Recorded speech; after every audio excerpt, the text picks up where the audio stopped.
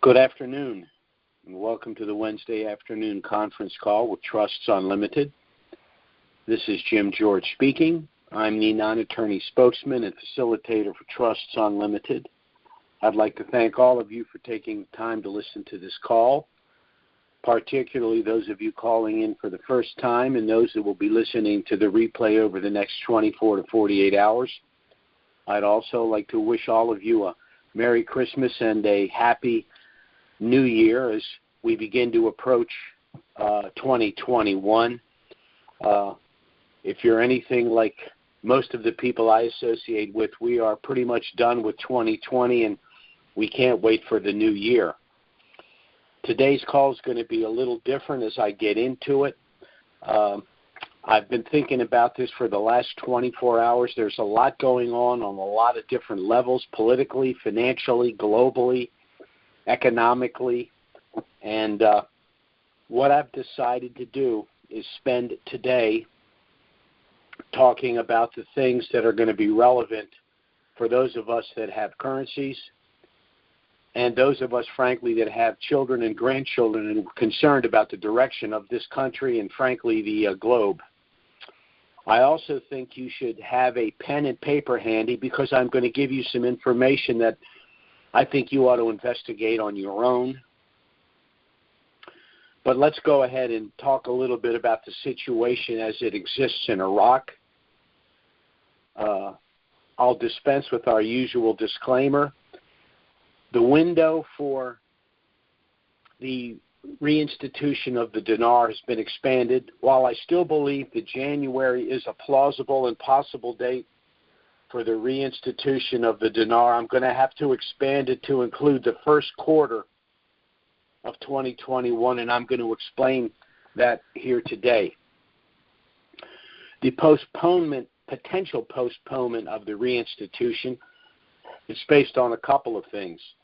First, the formal education program for the Iraqi nationals has not been kicked off, and the project to complete the zeros has not been completed. Now, both of those can be resolved tomorrow, but they should have been resolved by December 1st. So that's one of the reasons why we're looking at potential postponement for the reinstitution. Now, the CBI and the IMF are working together on a strategy to proceed with a reinstitution. And what they've done initially is to devalue the dinar against the U.S. dollar, because we must remember that the dinar is still pegged to the U.S. dollar. Now, their objective is multifaceted. First, they want to limit, if not stop entirely, the currency auction theft. Second, they want to bring in line the auction price and the street value of the dinar to within that 2% spread that the IMF and all of the international organizations like the UN and the BIS want. Third, by devaluing the currency against the dollar, it will speed up the collection of the remaining 30 provisional dollars that are still floating around in Iraq. And lastly, this is the setup for repegging the dinar to the IMF basket of currencies. Now, the IMF plan is, of course, with the assistance of the Central Bank of Iraq, to first devalue the dinar against the U.S. dollar, to then stop all of the auction theft, to collect the remaining zeros, to then reinstitute the dinar in country, repeg it to the basket of IMF basket of currencies, and then to refloat the repegged dinar onto the Forex. And this probably will not be able to be done within the next 30 days, although it is possible. If you've been listening to our calls for any length of time, I don't gild the lily at all. I tell you straight what I believe based on the information at hand, and that's all we can do. But the IMF is working with the Central Bank of Iraq, which is a very good sign that they want to get this done. It just doesn't seem likely, although it's possible that it'll get done over the next 30 days.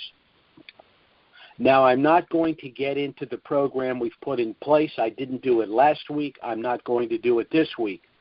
But I'm going to refer all of our newer callers and those listening to the replay to our call of December 16th, which has all of the information you need with regard to our plan and how you can proceed if you wish to get our initial no-obligation package. Now, as I said earlier in the call, that I hope you have a pen and paper handy. I'm going to give you some information. There's an individual who I've been fortunate enough to deal with from time to time over the decades, very informative person, and I'm going to suggest that you listen to a very recent call that she made. Now, the call, or the interview, rather, is germane to what we're doing because it has to do with currencies. It also has to do with the current political situation, and frankly, some of the things that she has to say are disturbing. One of the things that I was going to get into on this call, or at least I thought about, was explaining in detail the constitutional process for the election of the next president, whether it be Joe Biden or whether it be the re-election of Donald Trump. In my personal opinion, Donald Trump will be re-elected. I decided not to get into the weeds on how that would be the case, but I think if you listen to the individual that I'm going to suggest you listen to, you'll get some of that information. The name of this individual is Catherine with a C, Austin Fitts, F-I-T-T-S. If you Google her name and her interview called Planet Lockdown, a lot of the information that's germane to what we're doing is included in that interview. She has also written a book, I believe it's titled The New Currency, having to do with a single digital worldwide currency. Now, one of the reasons that the IMF wants to peg the IQD to the basket of currencies is because that dovetails with what they're trying to accomplish. That is to bring all of these currencies into the IMF and place it on the Forex, which then makes it easier for those currencies to be transformed into a single digital worldwide currency. In my opinion, that's not necessarily a good thing, and if you listen to the interview, you'll understand why. Now, because we're moving to a single digitized world currency, it's important that you get your affairs in order, not only because of the potential reinstitution of the Iraqi dinar, but in a global sense for the protection of your wealth. The United States remains the only major superpower that has a constitution naming the American citizen and our inalienable rights as sovereign.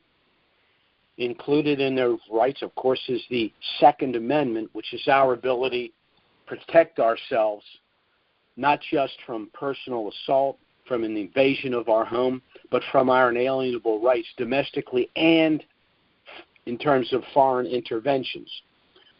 Also inclusive is the Fourth Amendment of the Constitution, which has to do with our privacy, with our personal papers. It also provides our right to contract, and your package of irrevocable trusts is a contract. So not only will it protect your privacy and your assets from civil litigation domestically, but it will also help cloak your transactions in a global sense.